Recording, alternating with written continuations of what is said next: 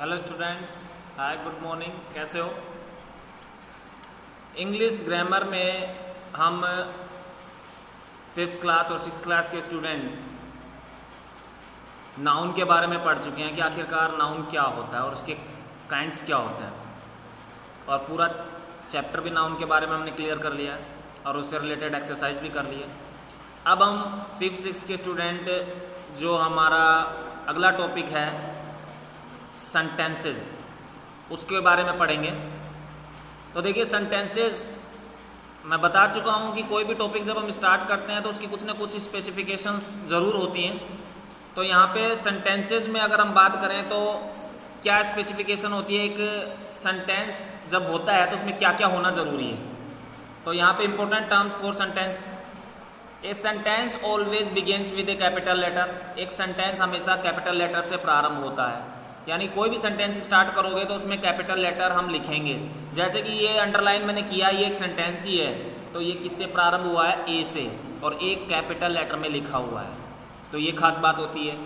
फिर the word of a sentence are placed in a proper order. तो sentence के जो शब्द होते हैं वो हमेशा एक प्रॉपर ऑर्डर में रखे होते हैं। प्रॉपर ऑर्डर का मतलब यानी कि एक क्रम में, जैसे कि मोहन स्टडी एवरीडे, तो मोहन स्टडीज एवरीडे। तो मोहन स्टडीज एवरीडे है, तो हम इसको ऐसे नहीं बोल सकते एवरीडे स्टडीज मोहन, ऐसे नहीं बोल सकते, क्योंकि अगर ऐसा बोलेंगे तो इसका कोई मीनिंग ही नहीं होगा। तो मोहन स्टडीज एवरीडे अगर हम बोलेंगे तो इसका मीनिंग होगा। तो हर सेंटेंस एक प्रॉपर ऑर्डर में लिखा होता है। फिर अगला पॉइंट है there must be a verb in a sentence. एक सेंटेंस के अंदर आपकी वर्ब होनी जरूरी। अगर वर्ब आपके किसी words of group of A words में अगर वर्ब नहीं होगी तो फिर वो सेंटेंस नहीं कहलाएगा। जैसे कि हमने देखा है कि यहाँ पे पहले सेंटेंस में बिगिंस आपकी क्या हो गई है? वर्ब हो गई है।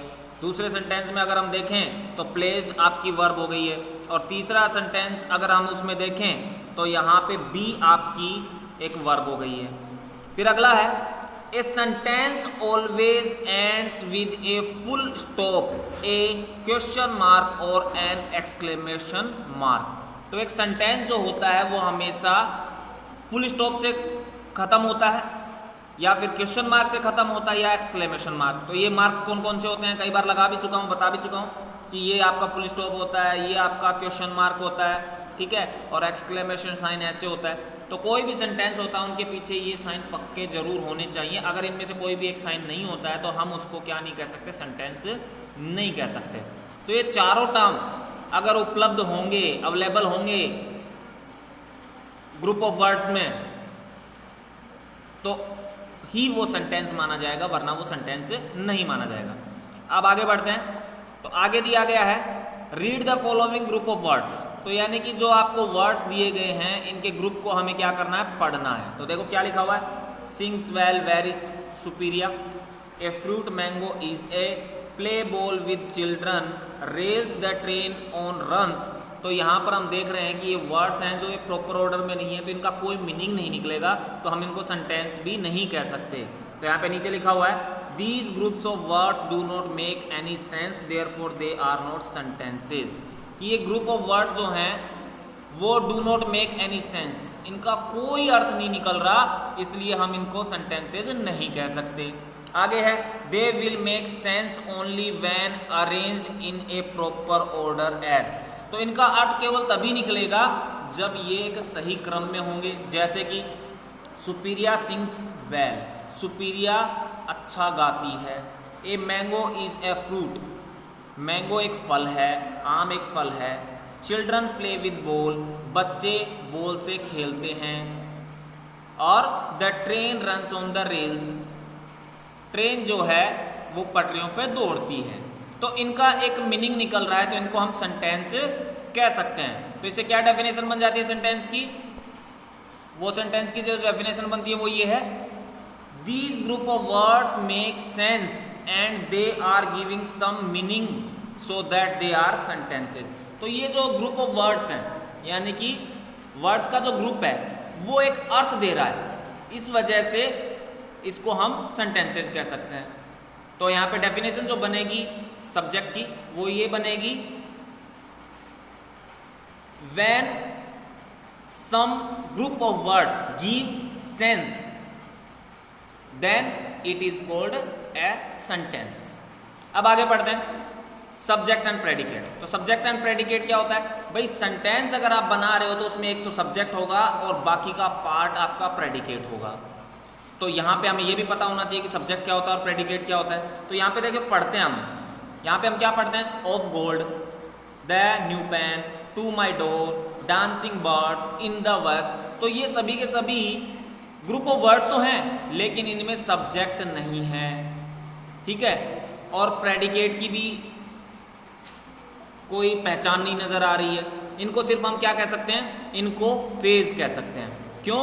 क्योंकि फ्रेज जो हमारा टॉपिक है ग्रामर के अंदर, उसमें कुछ वर्ड्स का ग्रुप हो सकता है और उसका पूरा कोई मीनिंग नहीं निकलता, इसलिए हमने उस टॉपिक का नाम रखा फ्रेज, यानी कि अंश, सेंटेंस का एक अंश।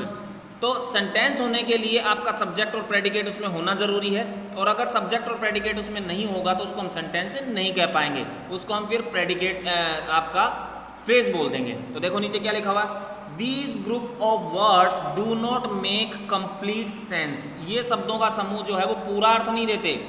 दे are phrases and not sentence. ये फ्रेजेस हैं, सेंटेंस नहीं है।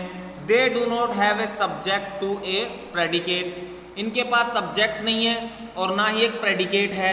A sentence must have a subject about whom we speak. एक सेंटेंस जो है उसमें हमेशा एक सब्जेक्ट होना चाहिए जो किसी के बारे में बताए, and a predicate what we speak. और एक प्रेडिकेट होना चाहिए जिसमें ये पता चलता हो कि क्या बोला जा रहा है, ठीक है। And a predicate what we speak, कि क्या हम बोल रहे हैं। Thus a sentence should have two parts, a subject and a predicate. इसलिए एक सेंटेंस के दो भाग होते हैं, एक तो होता है सब्जेक्ट और एक होता है प्रेडिकेट। तो अब हम सब्जेक्ट और प्रेडिकेट के बारे में पढ़ते हैं। तो पहला है व्हाट इज सब्जेक्ट। तो व्हाट इज सब्जेक्ट की बात करते हैं यहाँ पे। तो सब्जेक्ट क्या होता है? सब्जेक्ट की डेफिनेशन देखो यहाँ पे क्या बनती है, यहाँ पे बनती है the subject is that part of a sentence which names the person, place, thing और idea that is doing something. यानी कि सब्जेक्ट वह भाग है वाक्य का जो कि एक व्यक्ति का नाम, स्थान, वस्तु या विचार जो भी वो कर रहा होता है उसके बारे में बताता है, ठीक है। कि कोई व्यक्ति है, कोई आपका स्थान है या कोई वस्तु है, वो कुछ भी कर रही है उसके बारे में सब्जेक्ट बताता है। The subject are generally nouns, pronoun, determiners और एडजेक्टिव। जो आपका सब्जेक्ट होता है वो सामान्यतया कोई नाउन हो सकता है, जो हमने नाउन टॉपिक पढ़ा है, प्रोनाउन हो सकता है जो नाउन की जगह पे वर्ड आते हैं, डिटरमाइनर हो सकता है जो किसी लिमिट्स लगाने के लिए किसी सब्जेक्ट पे या फिर प्रोनाउन पे हम कुछ ऐसे वर्ड्स यूज करते हैं जो बड़ी क्लासों में आप सीखोगे, उसको डिटरमाइनर बोलते हैं। तो वो चीज़ें आपकी इसमें आ सकती हैं। और एडजेक्टिव या कोई विशेषण जो आपका नाउन और प्रोनाउन की विशेषता बताता है, ये सब चीज़ें क्या हो सकती हैं? आपकी सब्जेक्ट हो सकती हैं। For example, the postman brings letters for us. Postman यानी डाकिया हमारे लिए पत्र लेकर आता है, हमारे लिए पत्र लाता है। तो यहाँ पे पोस्टमैन क्या है? पोस्टमैन सब्जेक्ट है। क्यों है? क्योंकि जो आगे का पार्ट है वो आपका प्रेडिकेट हो गया, ब्रिंग्स लेटर फॉर अस। तो जो भी कार्य हो रहा है यहाँ पे सेंटेंस के अंदर, डाकिये के द्वारा हो रहा है, पोस्टमैन के द्वारा हो रहा है, और वो क्या कर रहा है? वो पत्र लेकर आ रहा है। तो ये पत्र कौन लेकर आ रहा है? डाकिया लेके आ रहा है। तो इसलिए पोस्टमैन जो है वो हमारा सब्जेक्ट हो गया और बाकी का पार्ट हमारा प्रेडिकेट हो गया।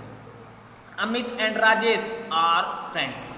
Amit and Rajesh are friends. Amit और राजेश दोस्त हैं। तो दोस्त कौन है? दोस्त अमित और राजेश हैं, इसलिए अमित और राजेश आपका क्या हो गया?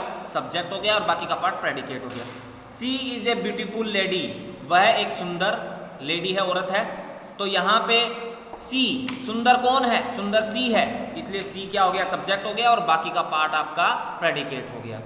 तो डेफिनेशन के अकॉर्डिंग हमने पता कर लिया इन सेंटेंसेस के अंदर, the postman, Amit and Rajesh and C आपके क्या हो गए? सब्जेक्ट हो गए, और बाकी का जो बचा हुआ हिस्सा है वो प्रेडिकेट हो गए।